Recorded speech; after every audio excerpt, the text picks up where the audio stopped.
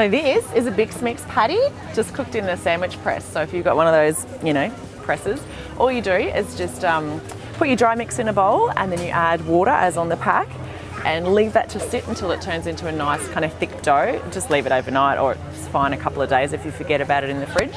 When you've got time to make up your batch of patties, pull out your mix, just add in a heap of grated veggies, whatever you've got. So sweet potatoes, amazing, pumpkin and spinach. You can put in, if you've got some leftover lentils or some rice or quinoa or whatever you've got, just anything like that. You can mix it all through. As long as it will form into a little ball, it'll work beautifully as a patty.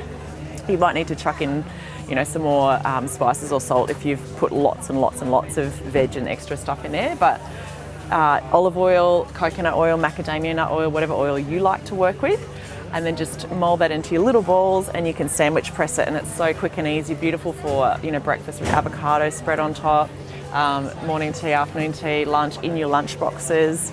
You can make little ones for the kids, or you can chop it up into small things, make different shapes. Beautiful if you want to do some meat-free burger patties for the barbecue, you can take them along. They freeze well as well, so you can just make a big batch and freeze them.